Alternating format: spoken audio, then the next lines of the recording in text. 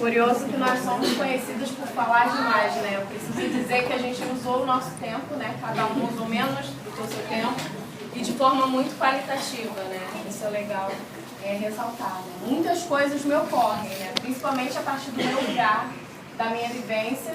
Eu estou com uma camisa aqui para lembrar, principalmente de Bárbara Santos, que é uma mulher preta que difunde o teatro do oprimido pelo mundo, né? Idealizadora do Laboratório Madalenas, né? Que aí originou o Teatro das Oprimidas, né? Que é um dos motivos de eu estar aqui dentro hoje também, né? Pensando juntas, né? O feminismo e todas essas nuances, o que é, o que não é, o que pode ser, o que pode construir. Agradecer a presença, antes da gente fazer o bloco de perguntas, dos vários grupos e coletivos, né, que se anunciaram. Quero que, quando vocês forem fazer alguma fala, por favor, expliquem de onde vocês vêm. É importante até para esse fortalecimento de redes. Quero agradecer também ao coletivo Madalena Anastácia, que veio aqui estar com a gente, parceiro do CTO, e os outros grupos do CTO também estão presentes, o Povo do Brasil, por exemplo. Bom, uma coisinha só que eu quero colocar, né, que a mim muito me toca, e esse dado é sempre forte, né, do mapa da violência de 2015, né, de 2003 a 2013, né, 10 anos, o assassinato de mulheres brancas caiu em 10%, enquanto o assassinato de mulheres negras cresceu em 54%. E a mim me toca muito porque, assim, por que a gente tem avançado em coletivo? Eu tenho medo de que as políticas universalistas, eu percebo, na verdade, não nos alcançam. Então, o que fazer juntas em coletivo para que nos alcance? É uma das perguntas que eu posso lançar para mesmo. A gente abre um bloco de umas 3 perguntas, né? E aí a gente vai dialogando, vendo quantos blocos são possíveis até, no máximo, 9h30, 10 horas. Meu nome é Carolina Pinto. Eu faço parte de um coletivo de advogados. Tá? Então, agora foi, né? Meu nome é Carolina Bispo. Eu faço parte de um coletivo chamado Elas Existem, de mulheres para mulheres, mas mulheres encarceradas, né? Somos advogadas, psicólogas, professoras, e a gente está trabalhando não só com a questão da pesquisa, mas da forma de ação, assim como a Luciana colocou, que mega fã. E isso saiu daqui do CTO também. Eu vim aqui falar no Dia da Mulher, aqui no CTO, e uma pessoa na plateia, desculpa, eu vou fazer minha pergunta, tá? Super rápido. Uma pessoa na plateia falou exatamente isso. As nossas irmãs presas estão lá esquecidas. E a gente está aqui falando de se empoderar, falando, e elas estão esquecidas. E eu saí daqui e fui pesquisar. Quando eu cheguei em casa, lá em Salvador, 95% das mulheres encarceradas são negras. 92%, desculpa. Então, assim, e tem um estado, que eu não me lembro agora o nome, 100% das mulheres presas são negras. Né? Então, isso faz a gente se questionar, isso faz a gente se perguntar. E aí, isso daí surgiu o Elas Existem. Né? A gente tem uma página no Facebook, a gente está sempre fazendo eventos. E, principalmente, isso que elas estão fazendo aqui hoje. A gente está fazendo palestras, a gente está fazendo eventos, a gente está chamando. Porque elas existem, mas não é só elas que estão lá dentro. Mas, principalmente, essas mulheres que estão trabalhando nesse sentido, essas mulheres que estão pesquisando, que são tão desvalorizadas também. Porque falar de mulher já é complicado, mulher presa, mais ainda. Então, assim, o Elas Existem é um coletivo só de mulheres, pensando em mulheres. E a gente tem 4 frentes de trabalho, que é a maternidade no cárcere, pessoas trans, que são 3 vezes condenadas, já por ser trans, mulher e presa. Então, assim, pessoas trans, porque também os homens trans também sofrem. E outra questão é sobre doença mental, que é o caso da Bárbara. Né? A doutora Patrícia Magno está com a gente criou um grupo específico só sobre saúde mental, que essas mulheres também são bem esquecidas lá dentro. Primeiro, que é difícil de diagnosticar, e segundo, de tratar. E aí eu entro na minha pergunta. Doutora Luciana, a minha pergunta é a senhora, nesse sentido... amiga. Nesse sentido, com relação às mulheres que possuem problemas mentais, assim como a Bárbara, que é tão difícil de diagnosticar, a Patrícia Magno passou pra gente que muitas das vezes é considerada assim, elas são loucas, nós somos as loucas, né? Então é deixado de lado. Aqui no Rio, não só tem um hospital, né, o sistema penitenciário, e é misturado homens e mulheres. Então já é difícil ser diagnosticado e quando é diagnosticado fica lá. Né? Então, o que a gente pode estar fazendo nesse sentido, buscando, lutando por essas mulheres também? Essa é a minha pergunta.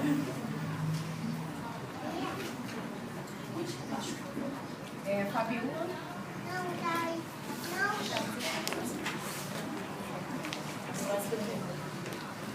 Boa noite.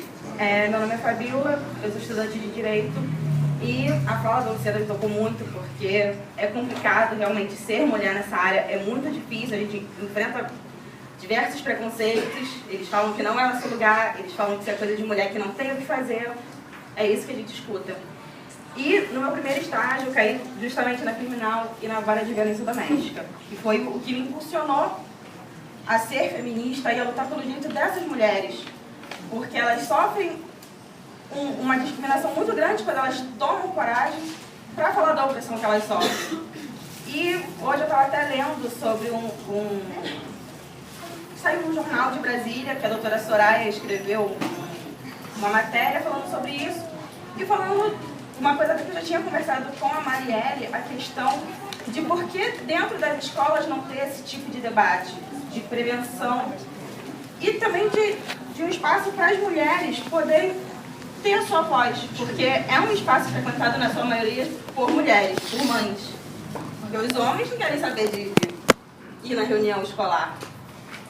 E por que não ter um acolhimento dessas mulheres que sofrem violência doméstica e que são oprimidas dentro de casa e que são oprimidas no judiciário quando elas tomam coragem de ir lá, que são oprimidas na delegacia, porque eles falam que é briga de marido e mulher, que eles não têm que meter a colher. E por que não ter esse programa de acolhimento dessas mulheres e de dar voz a essas mulheres que são tão oprimidas? Por que a gente não tem a Maria da Penha nas escolas falando? Ou outras mulheres que sofreram violência doméstica e que superaram isso? Por que elas não estão falando para as outras mulheres que elas também conseguem superar essa opressão? E é esse o que eu queria colocar, esse acolhimento dessas mulheres. Obrigada. Eu queria que alguém metesse o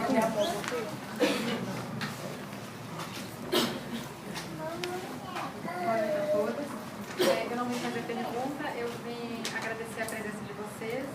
Eu acompanho, sigo a vida de vocês.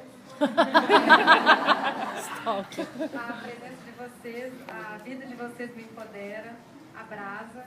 E eu pude arrumar essa mesa e deixar um presentinho para vocês. E pegar umas ervas assim que eu cuido e deixar para vocês. Se vocês quiserem, pode levar para casa para tomar os seus banhos.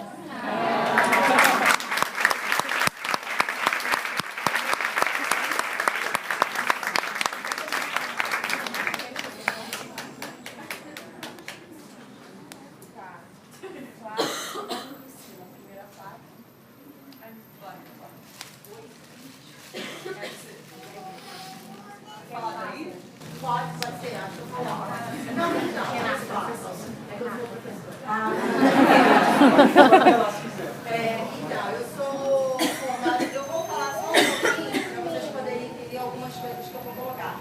Eu sou formada pela UES em Geografia, eu era militante do PSTU, acho que vocês já devem ter ouvido falar. E aí a questão é que eu militei na década de 90, né?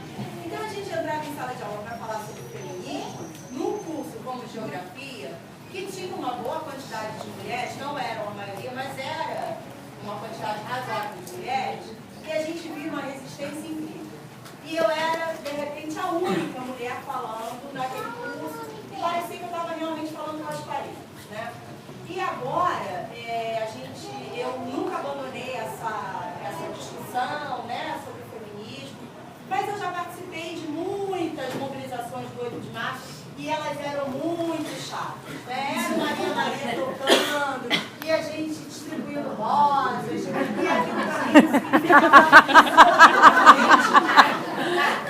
eu discutia que tinha que mudar, mas sabe como é que é? O PSTU é visto assim como um partido rebelde, então a gente era um pouco assim, aquela posição era muito menosprezada. E aí quando eu voltei agora a participar das manifestações, elas mudaram completamente de caráter. Eu saí assim, felicíssima das manifestações que eu pude ver, porque a galera mais jovem assim, tá com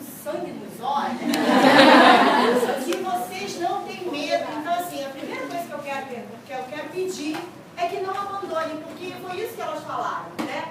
Vem o dia a dia, vem a necessidade nossa de ganhar nosso dinheiro, de as nossas dificuldades em ter filhos, em casar ou não casar, em descasar, em casar 1000 vezes. Enfim, vem todas as nossas dificuldades e elas são muito maiores pra gente, porque ainda não há uma divisão correta de tarefas dentro do lar. Por mais que a gente escolha muito bem os parceiros e aposte em relações, não é? Não teve até a iniciativa, né? Meu amigo secreto e a outra que era de esquerda, de esquerda, né? Você criticando o cara que é esquerda e que te oprime, né? Te oprime no lar, te oprime no local de trabalho, mas ele é bonitinho, ele é bacana, porque ele é de esquerda. Então ainda assim, a gente está precisando discutir até nesse espaço que a gente já não...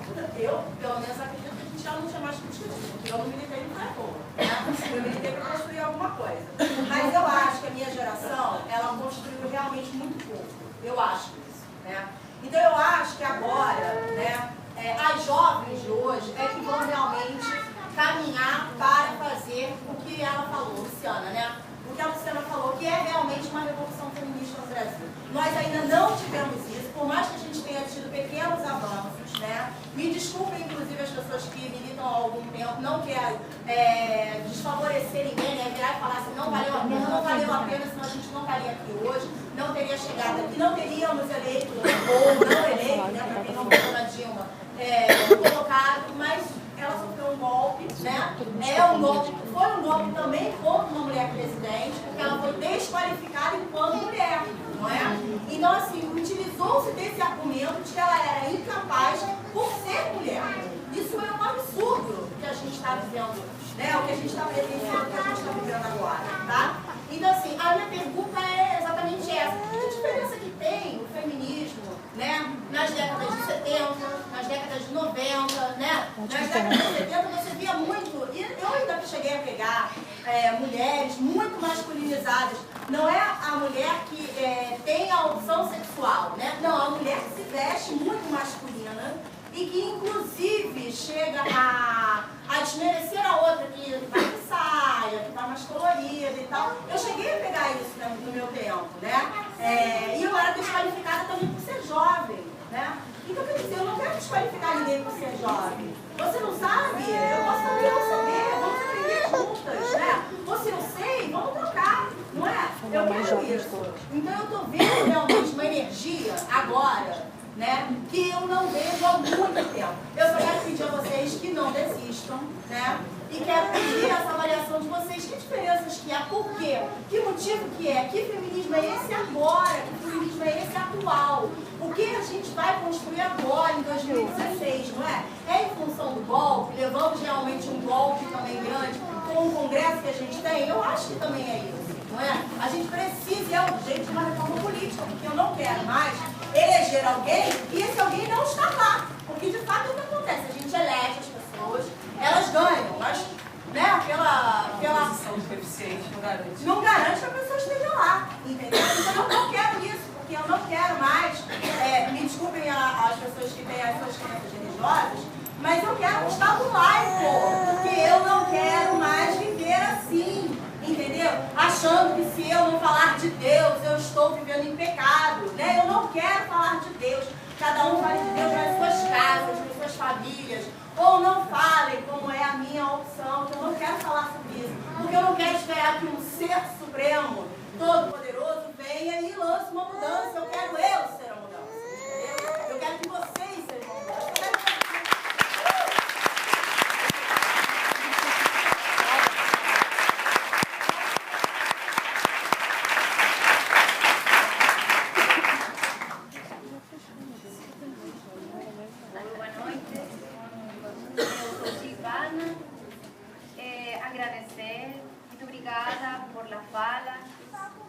Por tanta inspiración todos los días que estoy acá en Brasil. Yo solo voy a contar una historia que aconteció en Chile, porque somos pasarinos, ¿no? Contamos historia, yo aquí estoy picando, voy a compartir con ustedes. Una mujer indígena en Chile fue tomada prisionera porque ella fue a buscar el rebaño en el norte de Chile, al rebaño, y en su cultura ela iba con su filho. Então, iba caminando e o filho pesava muito, não? Então deixou a su filho aí, mientras ela iba a buscar, se adentró a buscar el rebaño. Só que después de regreso, ela esqueció el camino y esqueció a su filho. ¿Sí? Y el filho fue encontrado muerto. Y ahí la policía la tomó prisionera, la encarcelaron. Y ella fue sometida a un juicio y estuvo en la cárcel mucho tiempo. Y ahí el Estado hizo en ella una especie de disciplinamiento, de limpieza cultural, y ella viró en evangélica y en pastora evangélica, ¿no? Sometiéndose por la culpa que ella tuvo de dejar a su filho por ir a buscar el rebaño.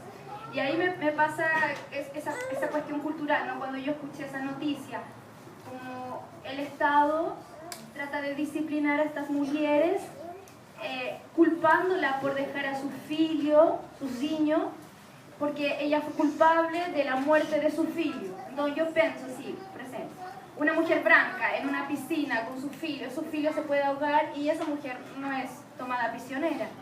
¿Entendés? Por ejemplo, puede ocurrir un accidente así y esa mujer no es tomada prisionera, mas ella, indígena, sin ninguna protección, fue tomada prisionera. Y eso, en realidad, yo quería contar esta historia. Obrigada. A gente vem mesmo falando muito sobre, né, políticas públicas, Estado e o novo momento, né?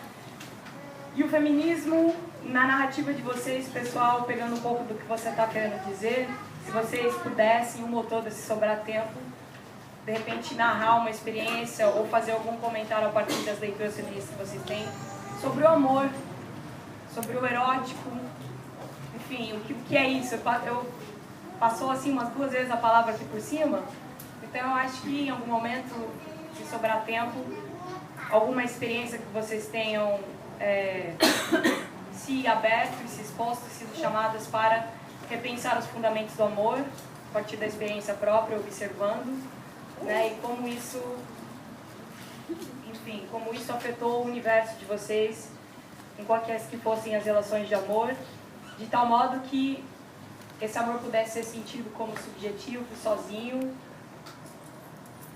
um pouco protegido dos adjetivos que vêm com eles, né? Ou homoafetivo, interracial, intergeracional, enfim, várias coisas. Quando o amor pode virar substantivo possível.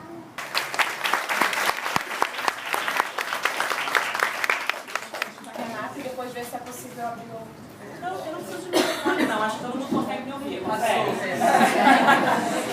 Olha só, eu nem ia falar, mas como tem essa coisa da mulher ter que falar e ia ocupar seu espaço, eu vou ocupar meu espaço.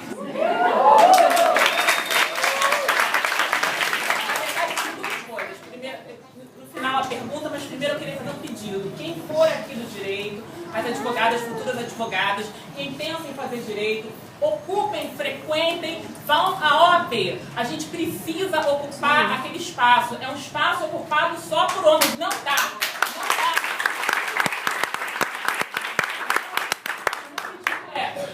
Todo mundo que puder, vá às palestras, vá às comissões, participe, entre nos grupos e exista, entendeu? Exista.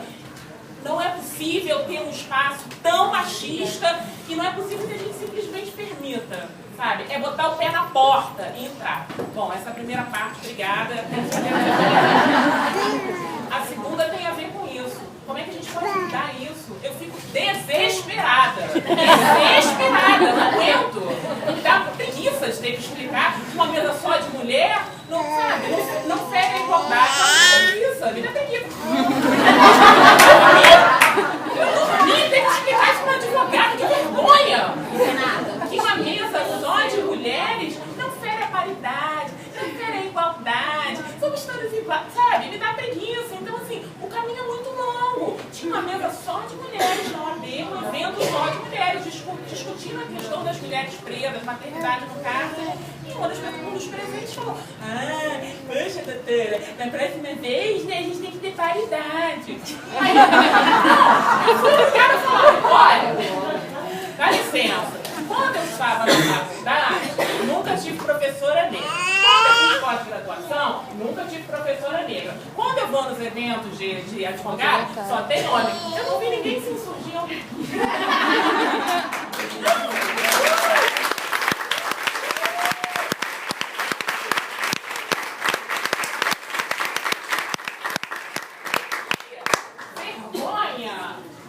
Vergonha que eu senti, mas eu senti vergonha de mim. Eu falei, como é que eu tô permitindo isso aqui acontecer?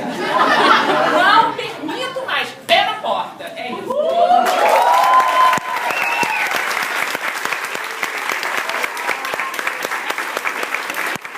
Só te provocar, mais do que a OAB, a gente vai para a política, sabia? Porque é a política que vai transformar a OAB. A OAB já desistiu, sinceramente. A pessoa resistente tem toda a minha solidariedade.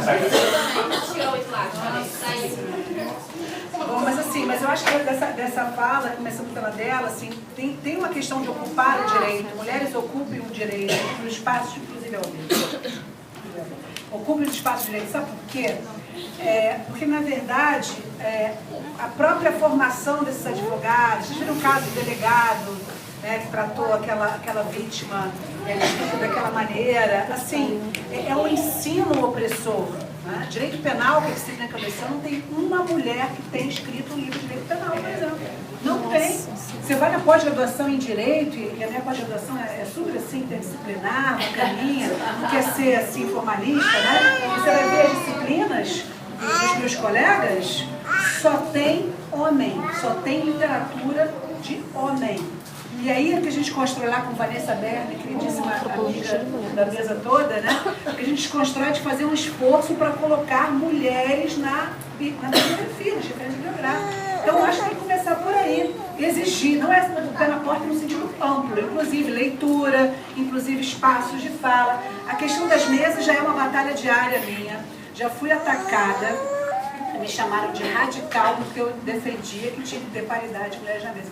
Falei, olha só, gente, menos, né? Essa coisa menos, não vou ficar explicando pra você que não. Mas a gente tem que continuar falando. Esse é chato, eu não desisto. É chato, a gente fica repetitivo, mas a gente tem que continuar, né?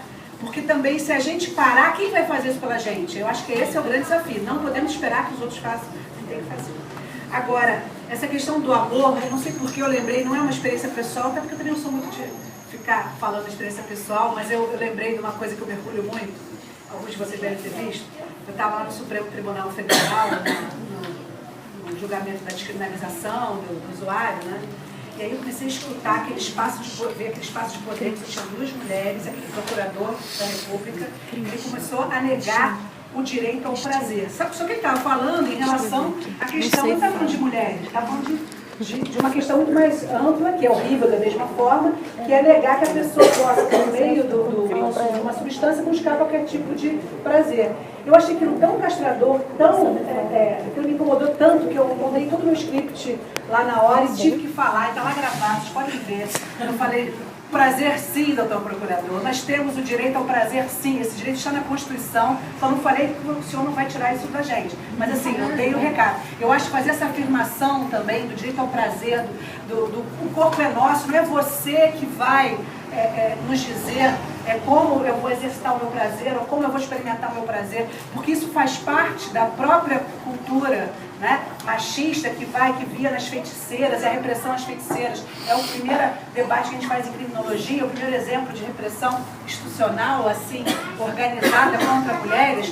O que eram aquelas mulheres que eram queimadas como bruxas? Eram as mulheres que exerciam a sua sexualidade de uma forma diferente, eram as curandeiras, eram as parideiras, aquelas que inclusive tinham um poder muito maior do que o dos homens na cura e na toda aquela transformação daquele período, né? E nesse sentido a gente tem que afirmar isso sim, e não podemos deixar de falar nisso. Eu queria só terminar aqui problematizando a questão da violência doméstica e da Maria da Penha, né? Eu acho que agora, dia 7 de agosto, a gente tem um desafio muito grande, né? Que é debater os 10 anos da Lei Maria da Penha. né? Maria da Penha, que vocês sabem, foi uma mulher que foi...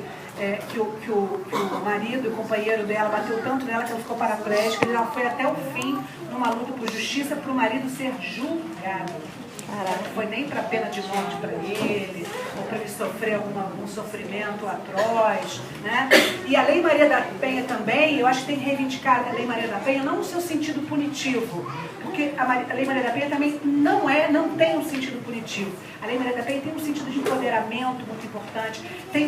A melhor coisa da Lei Maria da Penha é a medida de afastamento do lar. São as medidas protetivas que são muito mais importantes. Não adianta a gente achar que vai botar um homem na cadeia e vai resolver, porque não vai.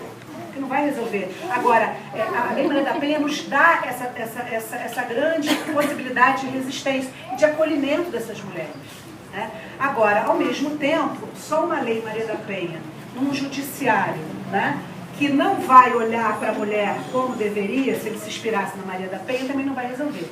Então, é a grande questão, disputar esse espaço do judiciário, encarar mulher juíza, mas mulher juíza feminista, nós queremos mulher juíza feminista, nós queremos operadoras do direito feministas, porque também tem um grande problema na justiça, que são as mulheres que quando alcançam lá, até para elas conseguirem sobreviver, elas tendem a reproduzir também uma perspectiva não reconhecimento da mulher e de reprodução de uma estrutura absolutamente punitiva e autoritária.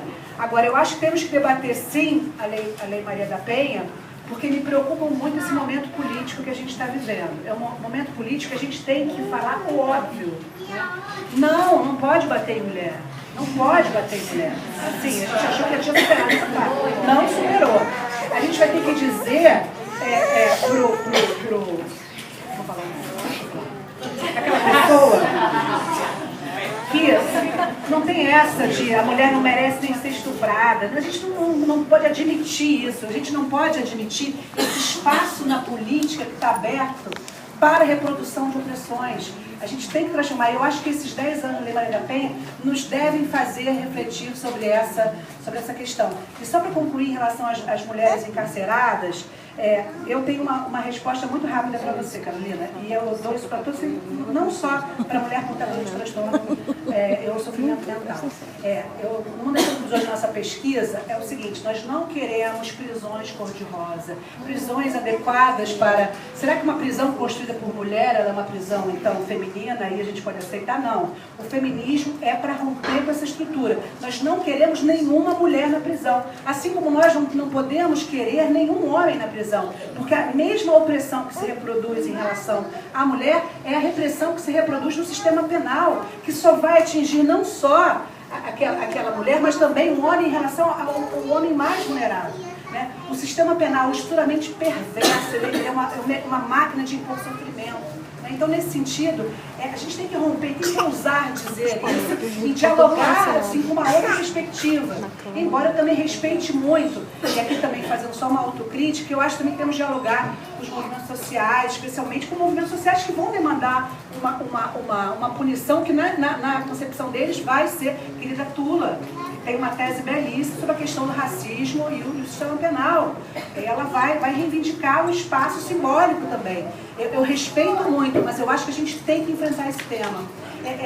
Não adianta ter prisão cor-de-rosa, não pode prender mulher.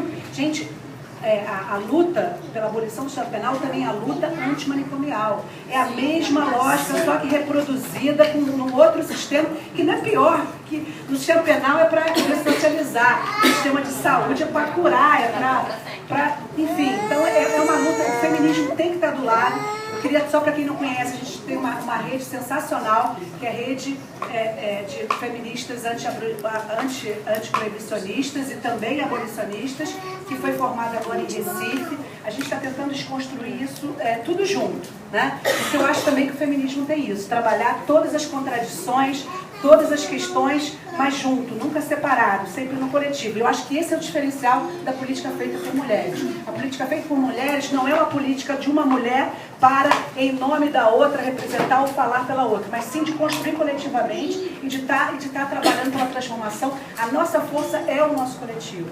E nesse sentido, eu acho que espaços como esses, que são profundamente, adorei a sua pergunta. Eu também me coloco numa geração, ainda eu vejo as minhas alunas, eu fico assim, encantada com os movimentos dessas alunas. Eu acho que a gente está aqui, na minha visão, eu acho que a gente está aqui para fazer uma passagem que é permitir empoderar cada vez mais as novas gerações, para que essas novas gerações efetivamente façam a revolução feminista no Brasil. E aí vai ser lutar contra esses conservadores, sim. Não podemos aceitar. Sabe qual foi o problema da Dilma? Ela transigiu com isso. Ela quis ocupar o espaço de poder sem... não vou falar de aborto não, porque isso perde voto.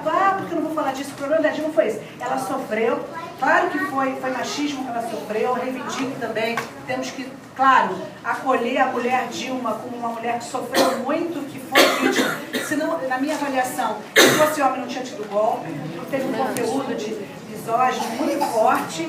Mas, acima de tudo, eu acho que a mulher no espaço de poder tem que reivindicar a pauta feminista. Porque uma mulher ocupar um espaço de poder e ser no mínimo tolerante ou consentir com a manutenção dessa opressão, não querer tocar em pontos que não permitam avançar, ela vai ser, pelo contrário, vai sofrer muito mais, porque aí nós não vamos poder estar do lado dela também nesse sentido. E eu não perdoo a Dilma que ela não assinou o indulto para mulheres encarceradas, quero dizer isso publicamente. Não, estava na mesa dela, prontinho, tudo certo. Ela não... então, para mim também, uma mulher que não tem no mínimo um sentimento de solidariedade e solidariedade com as mulheres presas, sinceramente tem que ajuda. Eu acho que todo mundo é capaz de superar, espero que ela possa estar aí com essa experiência se transformando, porque ela tem uma importância muito grande também como mulher. A gente não pode... A primeira mulher a ocupar a presidência com todos os problemas, mas a gente tem que reconhecer a qual lutadora ela foi e não renunciou. Né? Os homens já teriam renunciado. Eu acho que isso também é uma...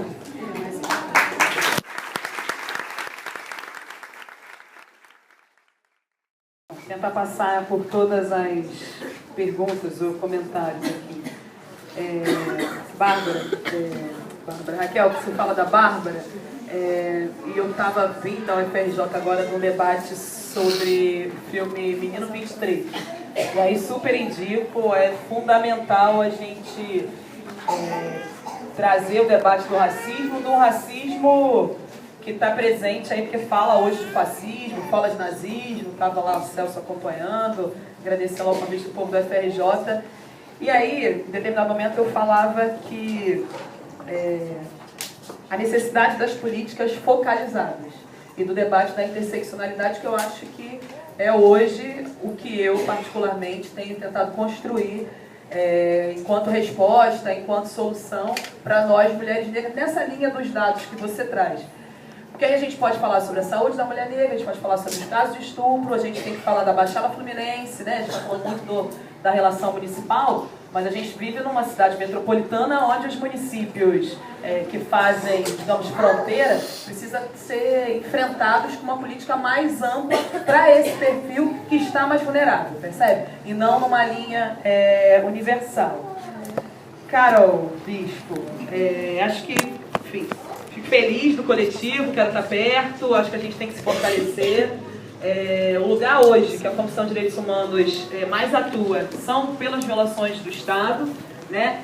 Seja dos agentes do Estado na imposição de cárceres, né? E aí lugares de privação de liberdade, ou nas UPPs, enfim, nas atuações das ocupações militares. Hoje, 65% mais ou menos de todos os casos que a comissão acompanhou em 2015 foram reivindicados por mulheres, tá? Sejam as mulheres que foram vítimas de violência, ou sejam as mulheres que estavam com seus parceiros encarcerados e passavam por revista vexatória, sejam as mulheres mães dos vítimas de violência, como eu citei anteriormente. Então, 65% são as mulheres que estão na luta ali. Não na linha que acho que a gente trata importante, de que mais o mimimi, mais reivindicando direitos, né? Enfim, a gente precisa avançar.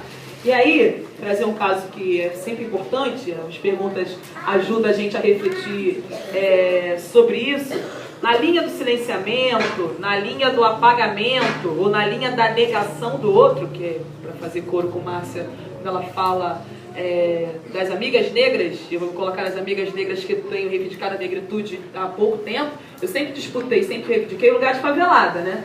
Eu chego na PUC, tá a Renata, tá a Mônica, tá o povo da PUC aqui, e quando a gente chega na PUC, a gente reivindica o lugar de favelada. Mas o lugar da negritude, da ancestralidade, de buscar as relações com os familiares, isso é de um outro tempo, isso é de um tempo para cá.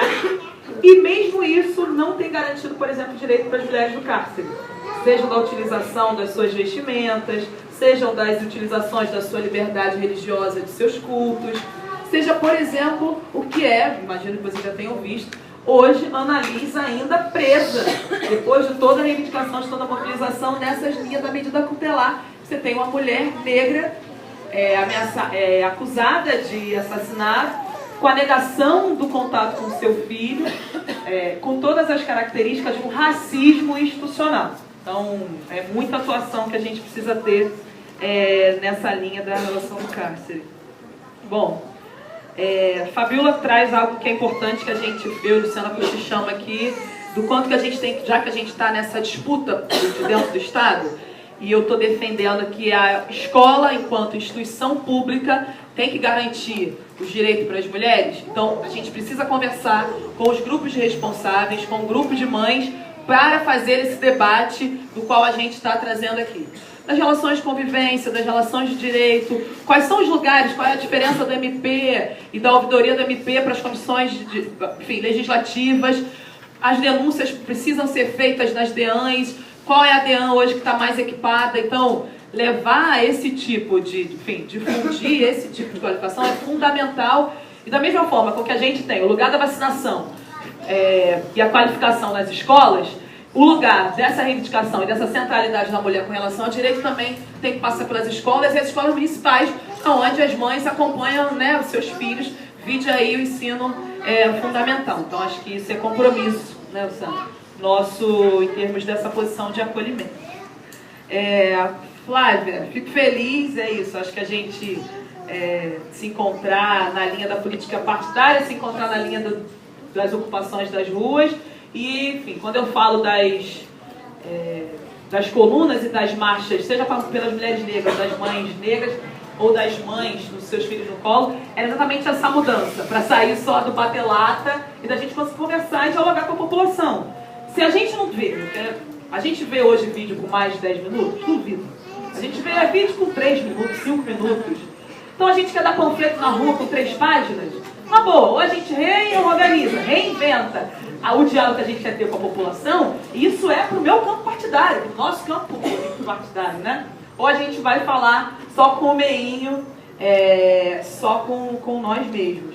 E aí, uma pauta que você traz da reforma política é fundamental, e eu queria aproveitar para a gente fazer uma coisa, chamar ao coletivo, as mulheres que se reivindicam, que querem atuar na linha da política partidária. A reforma do nosso algoz, em termos de sociedade mais ampla, mais algoz para as mulheres há muito mais tempo, tal Cunha, que nós, visionárias, já estávamos gritando fora a Cunha desde o início do ano. É importante a gente reivindicar. Esse protagonismo é nosso, não foi de quem ficou incomodado com as reformas políticas, não foi de quem estava no governo, isso fomos nós que estávamos na rua gritando fora a Cunha. Esse indivíduo, que a gente espera que esteja dando a Deus, né, Gil? Simplesmente faz uma reforma política, por exemplo, que hoje invalida os partidos pequenos, seja pela cláusula de barreira, ou seja pelo número de 9 ou 10 deputados federais pela participação nos debates.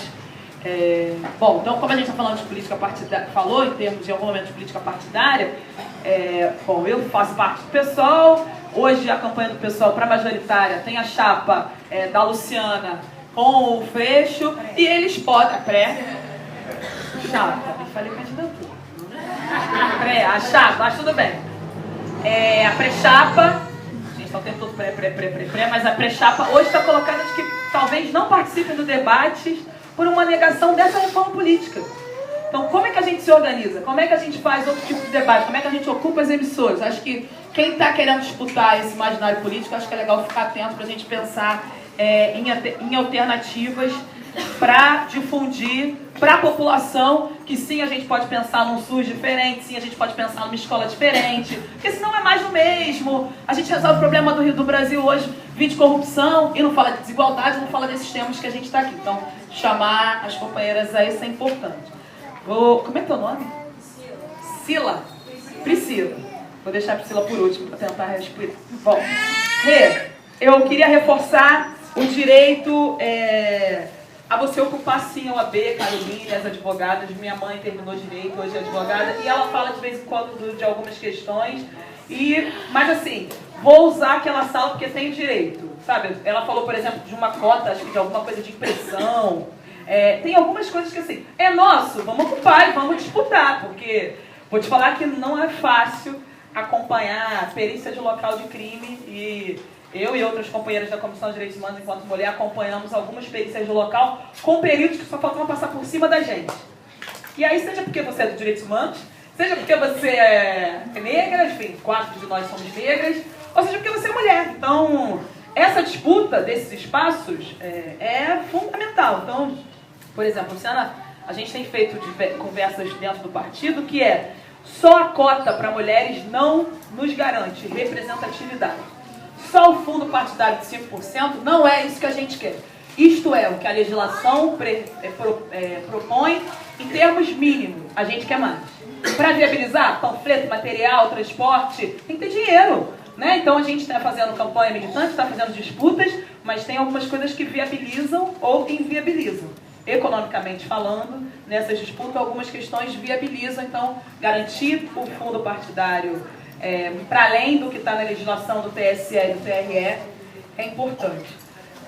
Bom, Priscila, cara, falar de amor erótico, amor de si, amor em si, se eu entendi um pouco, mexe com uma zona de conforto, pelo menos comigo mexeu. Quase que falo para Márcia assim, responde só você que é filósofa, porque esse tema é só seu, assim. Eu já ouvi Márcia falando, porque eu li um livro, Amores Filosóficos, e aí tem toda a história da Frida com Trotsky, enfim, tem algumas coisas desse campo que talvez a gente imagine algo frio e de que tem briga, de que tem amante, de que tem as disputas, enfim, bom.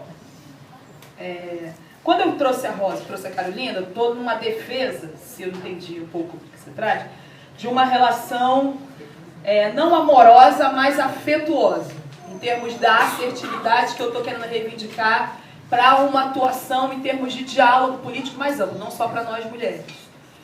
Afetuosa no sentido do diálogo, de você saber ouvir, falar, daqueles jargões, sabe? 2 ouvidos e uma boca, ou da coisa da mulher, mas assim, mais amplo, para a gente conseguir ser assertivo. E aí fiquei pensando assim, várias coisas. Bom, eu tenho uma filha de 17 anos, falei para vocês, enfim, fui mãe adolescente, enfim, numa relação abusiva, violenta, que hoje não tenho menor orgulho de tê-la vivido, mas que não estava planejando ser mãe. Assim, tinha essa perspectiva da relação de ser mãe, né? Uma formação católica, cristã, imbuída ali de um conservadorismo muito grande, mas casei. E quando eu engravidei, o meu objetivo, para falar mais dessa autobiografia que Márcia traz, era que a minha filha fosse filho, porque eu não queria botar uma menina no mundo. Era filho. A Loiara hoje já sabe disso, a gente consegui conversar com ela sobre isso depois de um grupo, junto com a Cantra, e de uma relação dessas vivências que a gente vai vivendo com o grupo da Cantra e Mulheres de Atitude, que é um grupo de mulheres negras que a gente atua em Manguinhos, e eu consegui fazer esse diálogo, porque a minha lógica era mais uma mulher para sofrer no mundo. Enfim, estava com 18 para 19 anos, a perspectiva era de outras relações afetivas que não tinha essa marca. E aí tem esse amor, digamos, esse amor pleno, que não é pela maternidade, foi que eu fui construindo com uma amiga, que hoje a gente ensaia aqui o bloco da Pafan, que ela é uma das regentes do bloco, assim. Eu fui construindo com essa relação com ela, em termos desse tipo de amor. E aí fui vivendo as relações afetivas, e hoje vou reivindicar um amor pleno que sou eu, numa atuação coletiva, com as irmãs, com as amigas e com essas desigualdades. Sem auto-vanglória, sem poetizar para além do que a vida dura e do dia a dia coloca, Tá aqui minha companheira que quando a gente tá junta, ela sempre fala do quão difícil é essa vida da militância e essa vida de uma relação e de uma escolha que eu fiz. Hoje eu estava para fazer o doutorado, não seria pré-candidata, estava numa outra perspectiva de atuação, por exemplo, fazendo um grupo de trabalho terapêutico entre as mulheres que atendem na Comissão de Direitos Humanos, que a gente precisa se fortalecer para atender. Então a gente tem uma psicóloga na equipe, que é a Dejane, que é uma psicóloga negra, moradora do Tuiuti, numa decisão política, e aí eu vou... O que é nosso é nosso, numa decisão política do Freixo de garantir que essa equipe tivesse origem, tivesse cor, tivesse identidade para as pessoas que chegassem ali. Então a gente faz um grupo de trabalho terapêutico para a gente se cuidar, para a gente conseguir fazer os atendimentos, conseguir, por exemplo, visitar a casa da Adriana, que é mãe do Rafael Braga, porque tanto se fala do caso do Rafael Braga, mas a gente visitou o Rafael Braga em casa, para além da relação que ele tinha com a população de rua. Então, esse amor que eu fui... o erótico eu me perco, assim, eu acho que mexe muito, porque tem várias relações, e aí, para não falar só de mim, por exemplo, enfim, para citar algo que eu acho que é importante, eu fui casada há 3 anos e tive orgasmo, não foi com meu marido. Então, que amor erótico é esse? Com esse cara, que é o pai da Luiara hoje, enfim.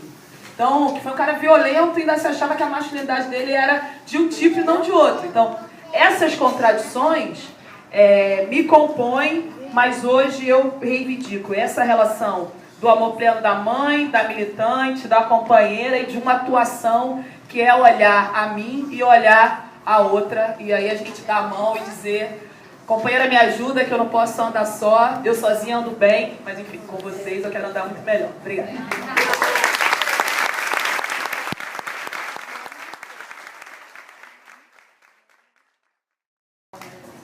Quanto assunto, né? Vocês estão falando do pessoal do direito muito, né? Vocês sabem que eu sou da filosofia, né? É um mundo... Eu não tinha como, assim, descobrir o feminismo lá no meio, porque mulher nunca foi um assunto. Nunca nem, eu não tive professora mulher, não tive... Eu fui a primeira... Eu comecei a dar aula numa universidade que tinha 25 anos, uma universidade que já tinha, a faculdade de filosofia tinha 50 anos, e eu fui a primeira mulher a dar aula naquela faculdade de filosofia. E depois isso aconteceu numa outra faculdade também. E então, na universidade onde eu estudei a graduação e o mestrado, que é a PUC do Rio Grande do Sul, até hoje não tem uma mulher dando aula no curso de filosofia, e eu fui a primeira mulher que eles convidaram para dar aula lá. E aí eu não fui, porque eu achei... porque eu já tinha estudado com um monte daqueles caras, tinha um monte de padre, assim, e de alguém que ia ser legal, mas eu pensei, pra que eu vou fazer isso? O que esses caras estão querendo comigo também? É que eu fiquei famosa e eles não. Eles queriam o meu poder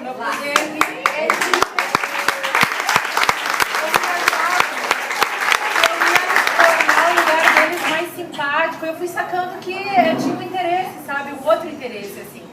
E aí eu resolvi dizer não e cuidar da minha vida. Bom, mas eu já fui, o ano passado eu fui demitida da Universidade Presbiteriana Mackenzie por ter defendido o tema do aborto. Então, a Luciana anda falando desse assunto bastante. Eu acho que a gente tem que falar muito desse assunto com muita coragem, mas ao mesmo tempo saber que não é um assunto que corre manso e tranquilo e que tem punições culturais e punições nas mais diversas esferas quando você fala desse assunto.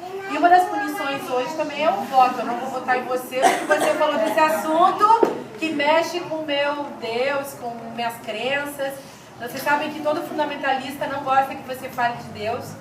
E eu acho que a gente tem que falar muito de Deus. Amanhã no meu blog vai ter um texto que chama O Abuso de Deus. E eu estou querendo comprar essa briga em relação a Deus, porque eu quero falar de Deus, porque eu quero falar do Deus abusado. E de como se faz maldade e como se planta o diabolismo teológico falando de Deus. Eu estou muito cheia do saco desse povo que põe a palavra Deus para encher a paciência de quem nem está aí com esse assunto, mas é uma dominação das mais barras pesadas e faz parte da dominação masculina, do patriarcado, do capitalismo e de toda essa merda que a gente está vendo. Bom, aí eu estou falando isso, contando um pouco essa história para a gente poder pensar na linha da sua pergunta, bem rápido mesmo, sobre que feminismo a gente faz hoje. A gente faz o feminismo que a gente quiser. tem que fazer com muito cuidado, tem que fazer que nem a Luciana disse, sempre muito juntas, seja na hora de andar na rua, seja na hora de ir pro partido. A gente tem que fazer um feminismo de ocupação política, ocupação de partido, como a gente está fazendo. Eu também sou filiada no PSOL há uns 3, 4 anos. Luciana se filiou agora, Marielle já é filiada há mais tempo, mas a gente tem um grupo que se criou aqui no Rio, mas que espalhou pelo Brasil, um grupo que chama Partida. E a Partida surgiu a partir de um dia em que chamei várias companheiras, colegas de ativismo para a gente pensar um partido feminista. E eu pensei esse partido feminista justamente a partir da minha experiência com o PSOL, que é um partido muito legal, mas é um partido ainda dos machos, dos homens brancos europeus, e da esquerda, dos esquerdomachos.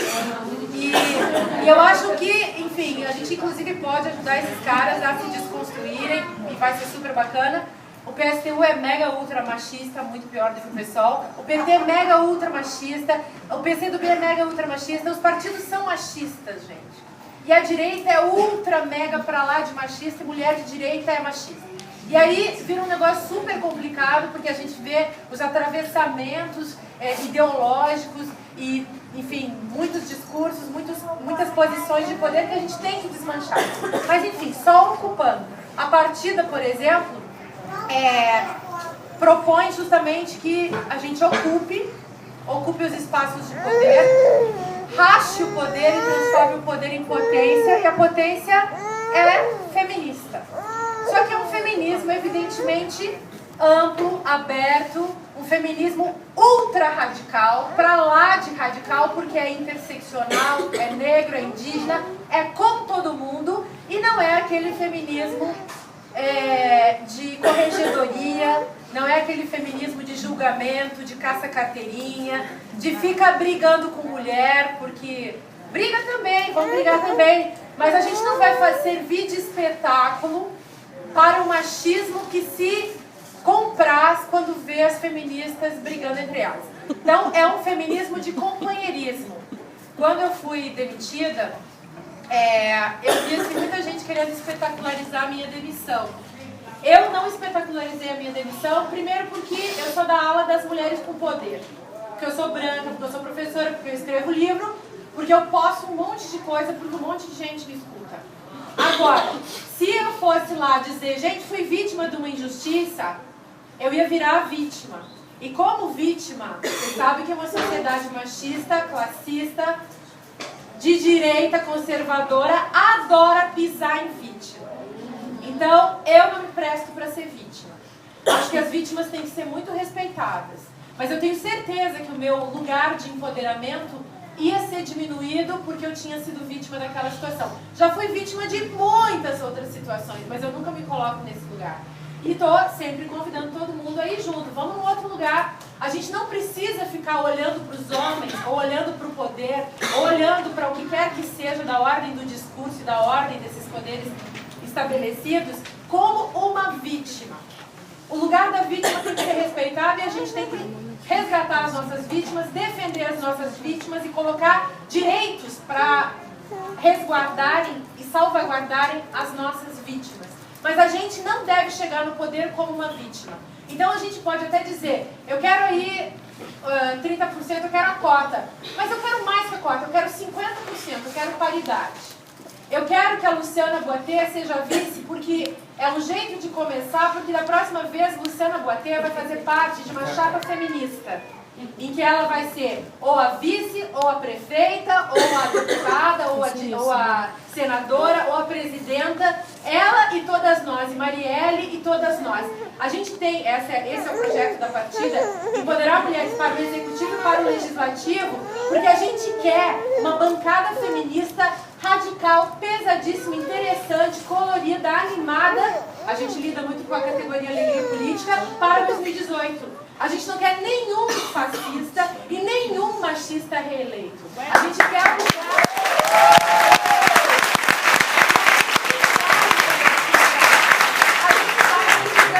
A gente vai disputar esse lugar. E aí vocês podem ficar pensando, esses dias eu estava no debate com o pessoal da Raiz, né? Que é a Irundina, gente, está super na partida, todo mundo conversando junto. E um cara diz assim, ah, vocês vêm aqui disputar poder. Aí, gente, mulher disputar poder, feminista disputar poder, é diferente. A nossa disputa de poder é para que nem diz a Luciana, a gente vem rachando com uma rachadura feminina. É outro barato, não é o mesmo falo, o mesmo desejo, a gente quer outra coisa. E sabe por que eu acho que a gente está nessa vibe sangue nos olhos? Porque a gente não tem mais nada a perder. Historicamente, as mulheres sempre vieram para a luta desse jeito. A história do feminismo é uma história de mulheres com sangue nos olhos, rachando o poder. Mas o que acontecia com elas depois? Quando as mulheres chegavam, quebravam tudo, em todas as sublevações que vocês forem estudar na história, os homens chegavam e faziam um discurso. A gente não vai mais deixar os caras fazerem um discurso. Por isso, Luciana, Freixo, nosso esquerdofofo favorito, vai se eleger, mas você vai disputar com ele o lugar de fala, você vai falar junto com ele, você vai fazer uma candidatura e depois, afinal de contas, uma gestão, ou sei lá como é que chama essa porcaria, como é que chama? Gestão. Vai fazer um governo que vai ser de igual para igual e vai incluir todo mundo. E por isso que a política vai ser política de escuta. De escuta das pessoas reais que estão querendo fazer política, que estão fazendo política só porque querem e porque não tem nada a perder. Então, não é para bonito, a Luciana não está se candidatando para fazer o papel de vice para bonito, para agradar a burguesia, não sei o quê.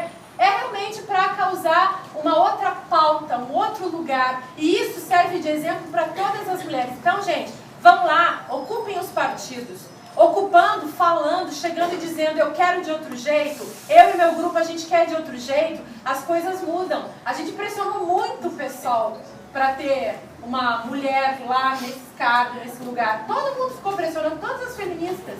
E é isso que a gente tem que fazer. Nós, feministas, negras, trans, indígenas, com as nossas etnias, com as nossas causas, com a nossa territorialidade, com a nossa favela, com a nossa intelectualidade, com a nossa maternidade, com o nosso aborto, a gente tem que ir para cima com a nossa voz. E aí tem que empoderar. E empoderar é de todos os jeitos, seja falando, seja com a amiga, seja fazendo tese, seja fazendo livro, seja se candidatando.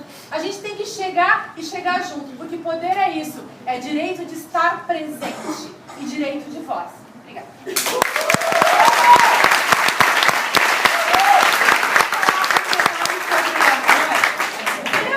Só o amor que é um assunto meigo, né? É um assunto perigoso.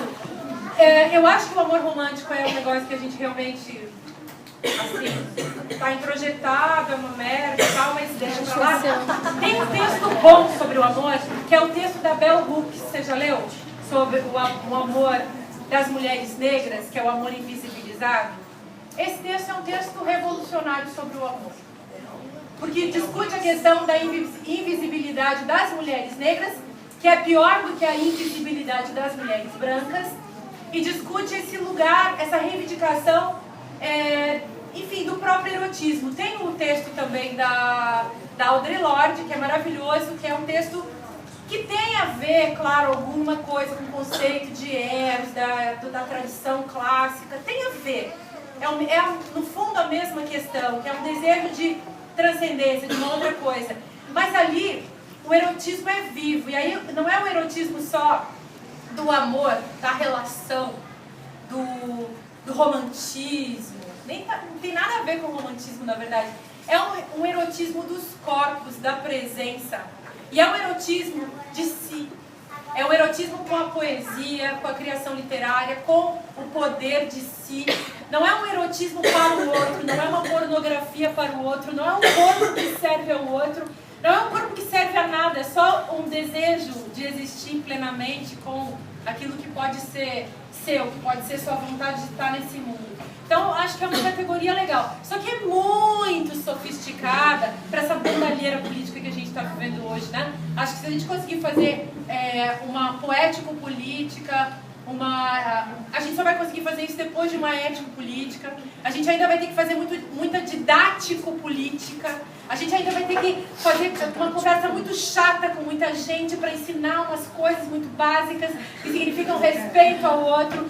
Então, isso que você está falando é para além, é da ordem assim das deusas. é outra conversa. Mas vamos nessa que a gente vai superar esse momento assim autoritário, coronelista da nossa cultura política e a gente vai poder chegar nesse erotismo que você propõe.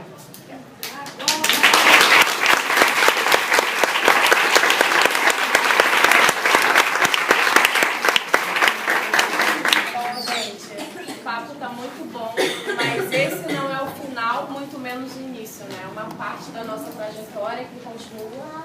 Eu espero que vocês não fiquem tristes. Eu fiz algumas instituições na tentativa de empurrar um pouquinho mais pra frente, mas o horário já está chegando, né? A gente precisa fechar a casa. Eu quero agradecer muito a presença de todas e todos, né? Agradecer muito a abertura do CTO e o chamado, né, para a mesa, a presença das meninas, foi maravilhoso. E assim, muitas reflexões ficam nas nossas cabeças, eu espero que isso também parta para ação, né? É isso. Obrigada.